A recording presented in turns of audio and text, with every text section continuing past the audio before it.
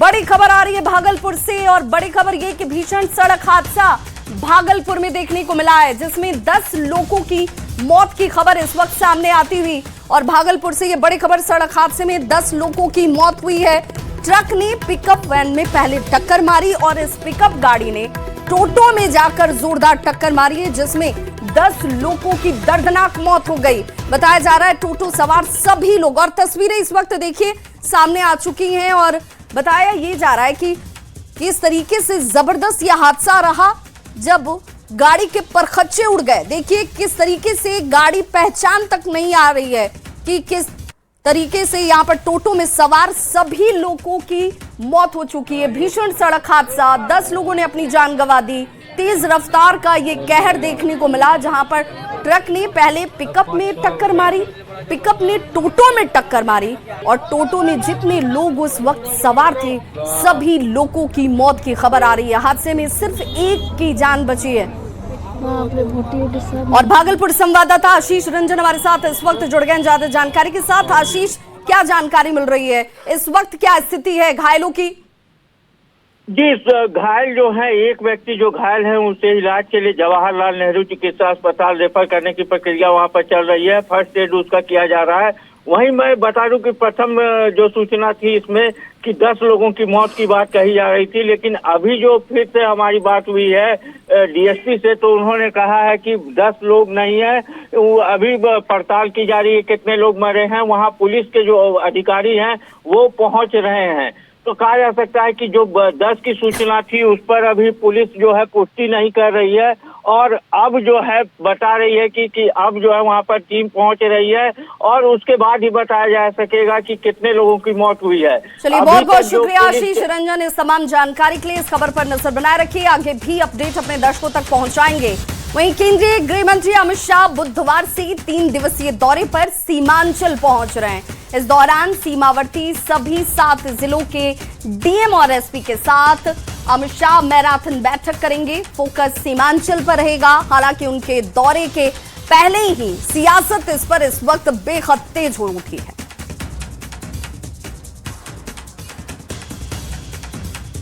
एक बार फिर से एनडीए सरकार बना दो, मैं आपको वादा कर जाता हूं, एक एक घुसपैठिए को चुन चुन कर बिहार के बाहर भेज।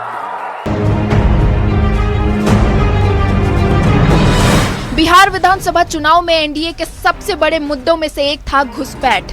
गृह मंत्री अमित शाह अपनी चुनावी सभाओं में बार बार दोहराते रहे हैं कि बिहार में एक एक घुसपैठिए को चुन चुन कर बाहर निकालेंगे। एक बार फिर से एनडीए सरकार बना दो, मैं आपको वादा कर जाता हूं, एक एक घुसपैठिए को चुन चुन कर बिहार के बाहर भेज। यही वजह है कि घुसपैठ पर पुख्ता प्लानिंग के साथ 3 दिवसीय मिशन सीमांचल पर बुधवार को बिहार आ रहे हैं गृह मंत्री अमित शाह। हालांकि अमित शाह इन 3 दिनों में सभी सीमावर्ती 7 जिलों के डीएम एसपी के साथ बैठक करेंगे, लेकिन अपनी प्लानिंग को केंद्रित रखेंगे सीमांचल के बॉर्डर क्षेत्र पर ही। 25 फरवरी को अमित शाह किशनगंज में रात्रि विश्राम करेंगे। 26 फरवरी को अररिया जाएंगे, जहां भारत नेपाल संबंधी मुद्दों पर सीमावर्ती जिलों के एसपी और डीएम के साथ समीक्षा बैठक करेंगे। 26 फरवरी को पूर्णिया में रात्रि विश्राम करेंगे, जबकि 27 फरवरी को अमित शाह पूर्णिया में ही बैठक करेंगे। इन जिलों में घुसपैठ की समस्या और डेमोग्राफिक बदलाव पर चर्चा के आधार पर समीक्षा रिपोर्ट के मुताबिक एक्शन प्लान तैयार होगा, जिसके बाद घुसपैठियों की पहचान कर एक एक कर उन्हें बाहर निकाला जाएगा। हालांकि शाह के बिहार दौरे के पहले ही सियासत तेज हो गई है, लेकिन सीमांचल में एक भी घुसपैठी नहीं है। विपक्ष के नेता शाह के दौरे की मंशा पर सवाल खड़े कर रहे हैं, तो एनडीए नेताओं का कहना है कि अगर घुसपैठ हुआ तो आगे की कार्रवाई होगी। कोई घुसपैठ नहीं करेगा, गलत करेगा, जिसके हमारे साथ कोई रहेगा उस पर। सालों से ये आरोप लगता रहा है कि सीमावर्ती जिलों, खासकर सीमांचल में घुसपैठ की वजह से डेमोग्राफी चेंज हुई है। अब जबकि घुसपैठ पर एक्शन की बात हो रही है तो सियासत तेज हो गई है। न्यूज़ 18 के लिए पटना से आनंद अमृतराज, शैलेंद्र कुमार और पूर्णिया से कुमार प्रवीण के साथ ब्यूरो रिपोर्ट। तो 3 दिवसीय सीमांचल दौरे पर पहुंच रहे हैं अमित शाह और रणनीति वहीं पर बनाई जाएगी। बात बिहार के डिप्टी सीएम और गृह मंत्री सम्राट चौधरी की, जिन्होंने सोमवार को सदन में कहा कि उनके पास एक एक आदमी का रिकॉर्ड है और वो किसी को छोड़ने वाले नहीं हैं। उनके इस बयान के बाद बिहार की सियासत गर्मा गई। रिकॉर्ड बोलिए तो हम दिखा दें, मेरे पास उसका भी फाइल रखा हुआ है। कहिए तो फाइल भी निकाल दें क्या आपका। मंगलवार को बिहार विधान परिषद में यही सीधी टिप्पणी की थी बिहार के गृह मंत्री सम्राट चौधरी ने। आप बोलिएगा तो आपका भी रिकॉर्ड बोलिए तो हम दिखा दें, मेरे पास उसका भी फाइल रखा। सम्राट चौधरी ने ये सब कुछ सीधे तौर पर विपक्षी सदस्यों को संबोधित करते हुए कहा था और अब इस बयान ने बिहार की राजनीति को गरमा दिया है। तो हम ये कहते हैं कि आपको अगर हिम्मत है तो सारे विपक्ष के लोगों का हक फाइल खोलिए और आपको जो कार्रवाई करना करे, हम सामना कर रहे हैं। विपक्ष के नेताओं ने कहा कि सम्राट चौधरी धमकी दे रहे हैं और विपक्ष को डराने की कोशिश कर रहे हैं। अगर करप्शन है तो उसको मिटाइए, ये धमकाने वाला मामला नहीं होना चाहिए। अगर है, जबकि एनडीए नेताओं ने इसे अपराधियों के खिलाफ कार्रवाई वाला बयान बताया है। यह कहना कि विपक्ष को धमकाया जा रहा है, यह तो कहीं से भी लोग एक्सेप्ट नहीं करेगा। सम्राट चौधरी की इस तल्ख बयानबाजी ने सत्ता पक्ष और विपक्ष के बीच टकराव को और तेज कर दिया है। राजनीति के जानकार मानते हैं कि विधानसभा और विधान परिषद के सत्र के दौरान इस तरह की तल्ख बयानबाजी आने वाले दिनों में सत्ता और विपक्ष के बीच टकराव को और भी तेज कर सकती है। न्यूज़ 18 के लिए पटना से रवि एस नारायण के साथ ब्यूरो रिपोर्ट। तो सम्राट चौधरी ने बयान क्या दिया, बिहार की सियासत जैसे सुलग उठी। अब बात सदन में मुख्यमंत्री नीतीश कुमार की, जिन्होंने विपक्ष पर जमकर आज अपनी नाराजगी जाहिर की। विपक्ष की नारेबाजी पर नीतीश कुमार ने विपक्ष को खूब खरी खोटी सुनाई। नीतीश कुमार सदन में विपक्ष की संख्या पर भी तंज कसते नजर आए। सीएम नीतीश ने विपक्ष पर इस कदर भड़का, जिसमें आरजेडी को उनका ये भड़कना नागवार गुजर गया। अरे आप बिना मतलब का बिहार के विकास बोलिए ना, आप बिहार के विकास की बात कर रहे हैं। सियासी तनातनी की ये तस्वीर बिहार विधानसभा की। विपक्ष चौकीदार और दफादार पर हुए लाठीचार्ज को लेकर नारेबाजी कर रहा है, तो सीएम नीतीश विपक्ष को खूब सुना रहे हैं। नीतीश कुमार और विपक्ष के विधायकों में हो रही बहस देखने लायक। सीएम नीतीश ने सदन में नारेबाजी कर रहे विपक्ष पर जमकर हमला किया। सीएम ने विपक्ष से यहां तक कह दिया कि बेकार की बातें मत कीजिए, चुपचाप बैठ जाइए। नीतीश कुमार सदन में विपक्ष की संख्या पर भी तंज कसते नजर आए। अरे भाई, अब आप लोग तो इतना कम है, पहले थे, अब कितना कम हो गए हैं। इस बार कितना हो गया हम लोग का? हम लोग है 2002 है, और आप कितना है, और आपके साथ कितना आदमी है, बाकी दूसरे तरफ भी है। चलिए भाई, अरे अब छोड़िए, बेमतलब का बात मत करिए। आपकी सरकार ने कभी कोई काम किया है? भाई वीरेंद्र जी, भाई वीरेंद्र, बैठिए। अरे आपकी सरकार ने आज तक कोई काम नहीं किया है। जो भी काम हुआ है उसी समय हुआ है। अरे आप बिना मतलब का बिहार के विकास बोलिए ना, आप बिहार के विकास की बात कर रहे हैं। सीएम नीतीश का विपक्ष पर इस कदर भड़कना आरजेडी को चुभ गया। आरजेडी ने सीएम नीतीश पर जोरदार हमला किया, तो एनडीए ने सीएम नीतीश के गुस्से को वाजिब बताया। जो वो कह रहे हैं तो ये सिर्फ अपने जिम्मेवारी से भागने का उनका तरीका है। जिम्मेवारी से वो भाग नहीं सकते हैं।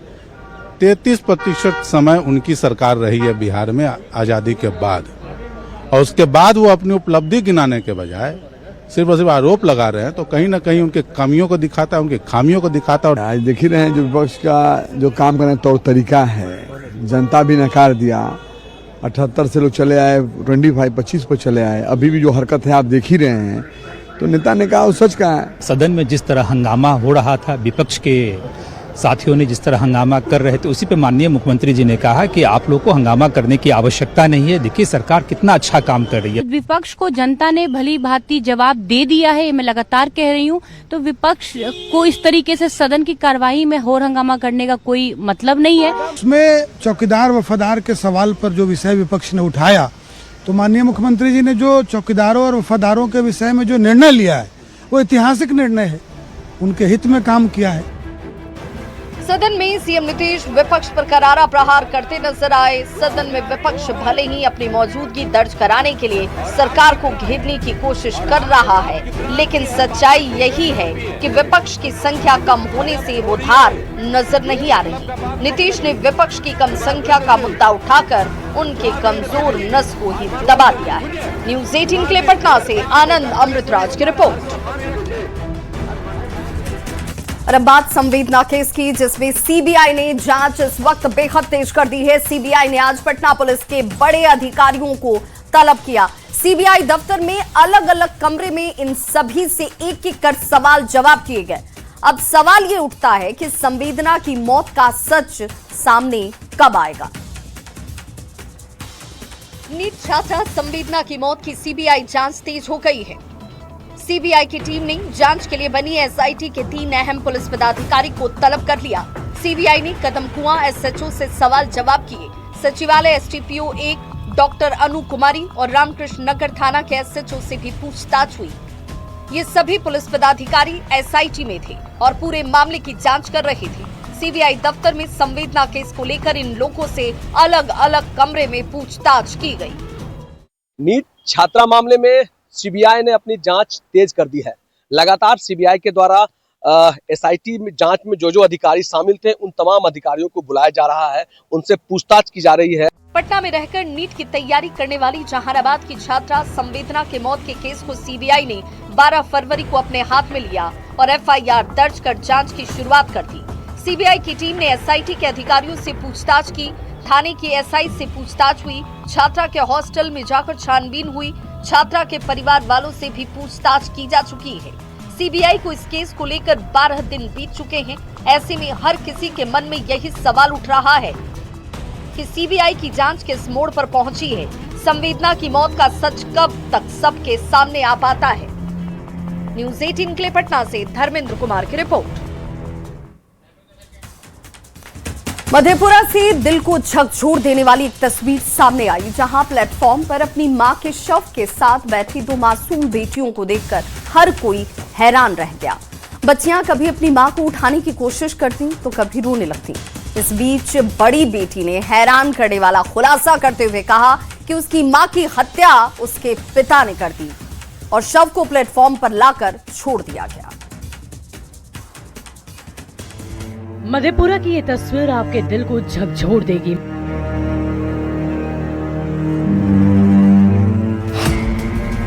मां के शव के बगल में बैठी रोती रही ये मासूम।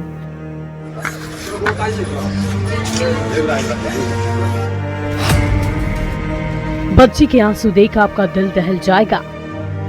अरे भूख लागल गया,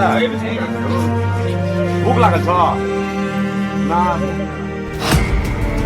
पति पर फंदे से लटकाकर हत्या करने का आरोप। बिहार के मधेपुरा से एक ऐसी तस्वीर सामने आई जिसे देखकर हर किसी का दिल रो पड़ेगा। दिल को झकझोर देने वाली ये तस्वीर पत्थर दिल को भी रोने पर मजबूर कर दे।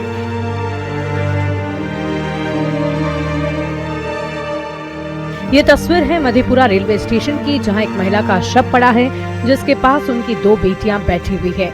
एक बेटी की उम्र करीबन 5 साल है तो दूसरी की उम्र इतनी भी नहीं है कि वो समझ सके कि आखिर हुआ क्या। बड़ी बेटी ने बताया कि वो जीतापुर की रहने वाली है। कौन गाड़ी से आए थे? टेम्पू से। कहाँ जा रहे हैं? घर कहाँ है? जीतापुर। इस मासूम ने जो बताया वो बेहद हैरान कर देने वाला है। मृतका की बेटी के अनुसार मृतका की हत्या उसके पति ने की है। बेटी ने बताया कि उसके पिता ने घर में फंदे से लटकाकर पत्नी की हत्या कर दी। सजा से बचने के लिए पत्नी के शव को प्लेटफॉर्म पर लाकर छोड़ दिया। दोनों बेटी और पत्नी के शव को प्लेटफॉर्म पर छोड़कर पति फरार हो गया। के फसरी लगल के मम्मी के लगा अपने से लगता है। जांच करेगा यहाँ के ला के लगा गवाही करोगे? कौन चीज की लड़ाई फैला है? कंफर्मेशन की गवाही करोगे?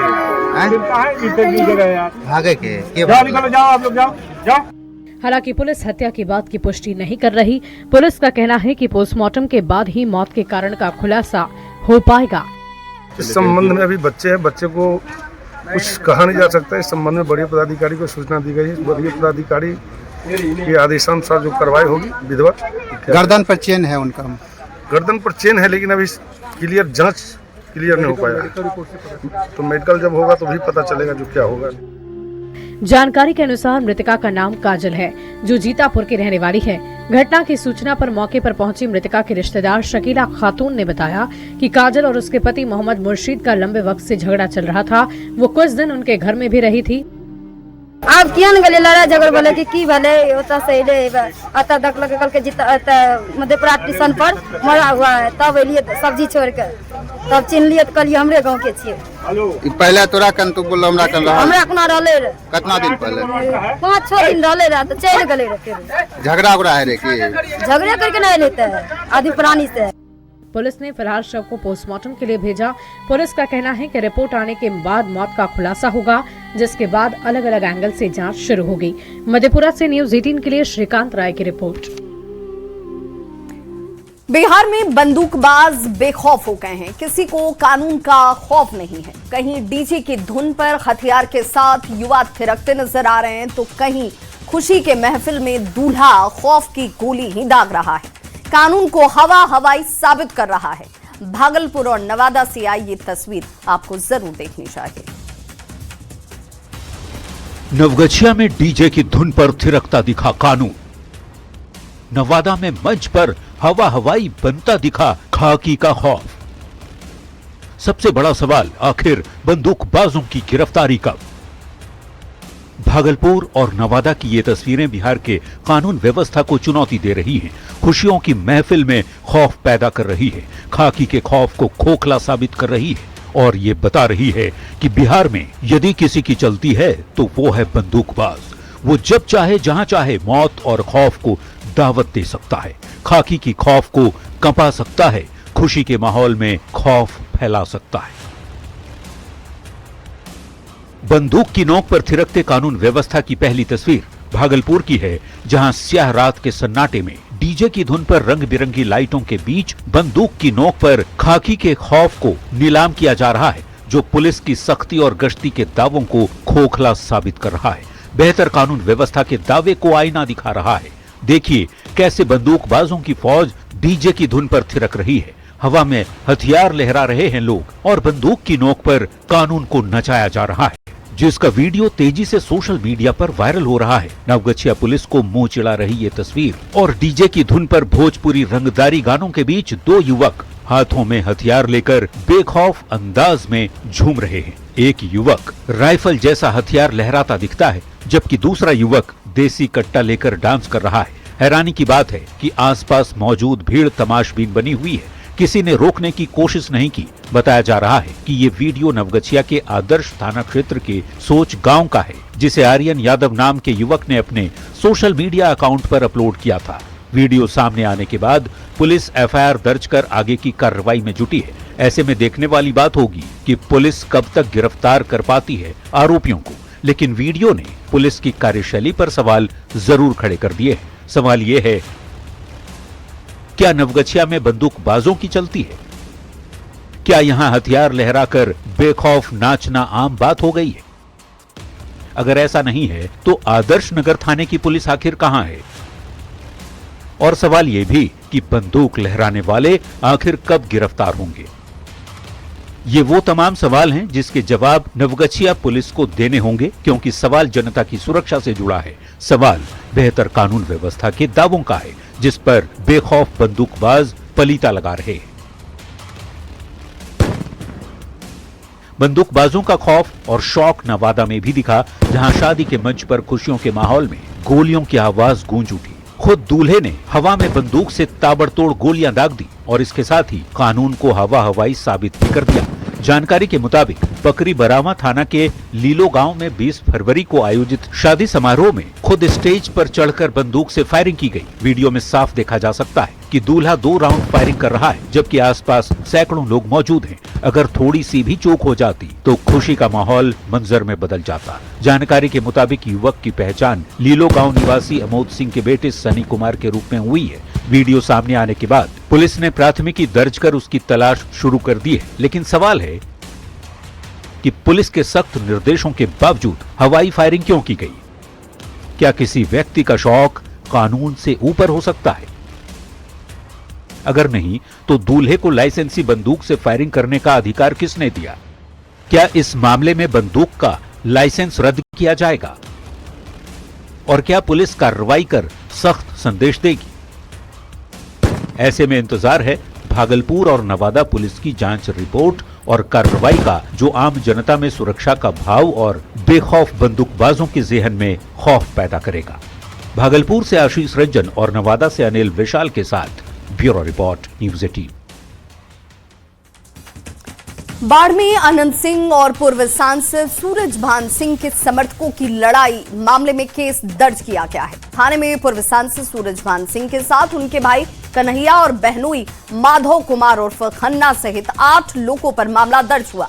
पटना में इलाज करवा रही पीड़ित सोबिर कुमार उर्फ सुमित ने अपने बयान में ये बताया है कि विधायक अनंत सिंह के लिए मोकामा विधानसभा चुनाव में उन्होंने समर्थन किया था और इसी की वजह से सूरजभान सिंह और कन्हैया सिंह ने उनकी हत्या की साजिश रची।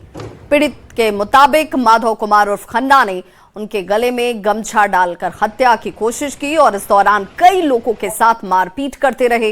पंडारक थाने में हत्या के प्रयास सहित कई धाराओं में मामला दर्ज कर पुलिस अब तहकीकात में जुट गई है। वहीं इस मामले पर पूरी जानकारी दे रहे हैं बाढ़ संवाददाता अनिरुद्ध। बाहुबली विधायक अनंत सिंह के समर्थकों के साथ मारपीट का मामला अब नया रंग पकड़ लिया है। अभी हम खड़े हैं पंडारक थाना में, जहां का कांड संख्या 46/26 जो है मामला दर्ज किया गया और इस मामले में पूर्व सांसद सूरजभान सिंह, उनके भाई कन्हैया और उनके बहनोई खन्ना जी को मुद्दाले बनाया गया है। इन तीनों के साथ कुल 8 लोगों का नाम है। रविवार के दिन मोकामा के विधायक अनंत सिंह के समर्थक ने जो आरोप लगाया और पटना इलाज के लिए रेफर किया गया था कि गले में गमछी डालकर हत्या करने का प्रयास किया गया और ये साजिश जो है पूर्व सांसद सूरजभान सिंह के द्वारा रची गई थी। बता दें कि जो एफआईआर करवाने वाला सुबीर उर्फ सुमित है, उसके ऊपर भी पंडारक थाने में विधानसभा चुनाव के समय एक मामला दर्ज हुआ था कि पूर्व सांसद बीना देवी की गाड़ी पर उसने पथराव करके गाड़ी में तोड़फोड़ की थी। पंडारक थाना एफआईआर दर्ज करने के बाद पूरे मामले की जांच में जुटी है। तो एक बार ये कह सकते हैं कि मोकामा विधानसभा का पंडारक फिर गरमाया हुआ है। अनिरुद्ध, न्यूज़ 18 बाढ़। तो समस्तीपुर में आरोपी को गिरफ्तार करने पहुंची पुलिस टीम पर ग्रामीणों ने ही हमला कर दिया। मामला कल्याणपुर थाना क्षेत्र के अकबरपुर गांव का है और बीती रात पुलिस आरोपी को गिरफ्तार करने पहुंची थी और इसी मामले में 2 लोगों को हिरासत में लिया गया। वहीं अब मामले में एक नया मोड़ सामने आ गया। गिरफ्तार युवक की बेटी गुंजन सिंह ने पुलिस पर लूट, तोड़फोड़ और मारपीट करने का आरोप लगाया है। आरोप ये कि पुलिस जबरन घर में घुसी और लूट की वारदात को अंजाम दिया गया। पुलिस ने गोल्ड ज्वेलरी और 3 लाख रुपए भी लूट लिए। घर में लगे सीसीटीवी कैमरे को भी तोड़ दिया गया। वहीं गुंजन सिंह के पड़ोसियों के साथ भी दुर्व्यवहार करने का मामला सामने आया है। घटना में गुंजन सिंह के पड़ोस की एक लड़की के हाथ में चोट भी आई। कल के गेट खोलिए मैडम, तब बोले क्या बात है सर? तो गुंजन सिंह है। हम कहले कि नहीं, कहीं गया हुआ है। वही गया हुआ है तो घर खोलिए। हम खोल दिए। खोल के सब घर द्वार सब ताला खोल के सब चेक करके और बाद पूरा गली से कुछ तक देख करके कल के सर नहीं है तो चलिए, सब चल गए। रात में वो पुलिस आए थे गुंजन बाबा को पकड़ने के लिए। तो यहाँ पे पुलिस अंकल जो है यहाँ पे गाली गलौज किए। तो गाली गलौज किए तो पापा लोग गुस्सा आ गया तो वो लोग चले गए। वो लोग लड़ाई कर रहे थे तो वो पापा मेरे गए छुड़ाने के लिए लड़ा। तो इतना ही में वो लोग खुद पे लड़ाई कर रहे थे। तो उसमें फिर पापा लोग चले, जब लड़ाई शांत हो गया पापा चले गए सोने। और यहाँ किससे लड़ाई हो रही थी? पुलिस अंकल से लड़ाई हो रही थी। अब मेरे पापा जब लड़ाई शांत हो गई तो मेरे पापा चले गए सोने। उसमें मेरे पापा बस छुड़ाने गए थे, उनका कोई गलती नहीं था उसमें। तो मेरे पापा को रात में 12 बजे के लमसम आके मेरे पापा को पीछे से उठा के ले गए। क्या घटना उधर लड़ाई हुआ सर? किससे? गुंजन सिंह से हुआ। किसके साथ हुआ था? गुंजन से। अच्छा। और हमारे पति भोज खाने के लिए जा रहे थे, उसमें लड़ाई हुआ। वहाँ पर गए, बस कुछ नहीं किए।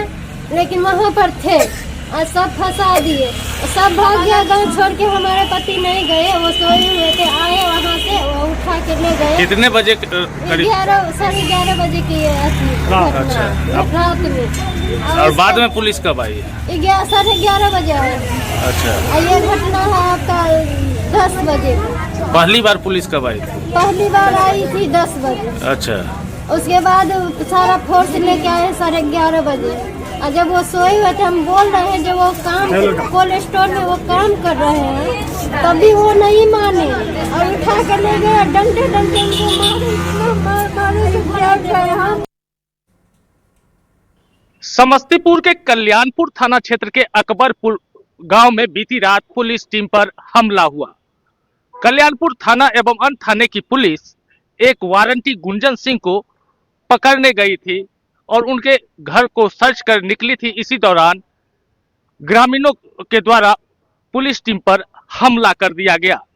इस हमले में कई पुलिसकर्मी के साथ मारपीट भी की गई, जिनमें महिला पुलिसकर्मी भी शामिल है। ये घटना रात 9 बजे के करीब की है। बाद में रात के करीब 11 बजे फिर बड़ी संख्या में पुलिस बल अकबरपुर गांव पहुंचती है और वारंटी जो आरोपी हैं गुंजन सिंह, उनके घर में जाकर तोड़फोड़ करती है, कई घरों में जाती है और यह आरोप गुंजन सिंह के परिवार वालों के द्वारा लगाया गया है और लूटपाट करने का भी पुलिस के ऊपर आरोप लगाया है। इस मामले में जब हमने समस्तीपुर के पुलिस अधीक्षक और सदर 2 के डीएसपी से संपर्क करना चाहा तो उनके द्वारा अब तक कुछ भी नहीं बताया गया है। उन्हें हमने फोन कॉल की, मैसेज की, लेकिन उसका कोई रिप्लाई उनके द्वारा नहीं दी गई है। इस मामले में 2 लोगों को पुलिस के द्वारा हिरासत में भी लिया गया है। Mukesh Kumar, news 18 network, Samastipur. और बड़ी खबर सुपौल से आ रही है, जहां निगरानी विभाग की तरफ से बड़ी कार्रवाई की गई। सर्वे अमीन विक्रम कुमार को गिरफ्तार किया गया है। 20,000 रुपए घूस लेते हुए रंगे हाथों गिरफ्तारी हुई है। निर्मली नगर पंचायत में यह एक्शन लिया गया। भूमि सर्वे कार्य के नाम पर रिश्वत मांगी गई थी, जिसमें आरोपी ने 50,000 की डिमांड की थी। निगरानी ने जाल बिछाया और इस शख्स को रंगे हाथों घूस लेते हुए पकड़ा गया। तो बड़ी खबर इस वक्त सामने आती हुई सुपौल से, सर्वे अमीन पर घूस लेने का आरोप। 20,000 रुपए घूस लेते हुए निगरानी की टीम ने इन्हें रंगे हाथों धर दबोचा। निर्मली नगर पंचायत में एक्शन की तस्वीरें इस वक्त आपके टीवी स्क्रीन पर।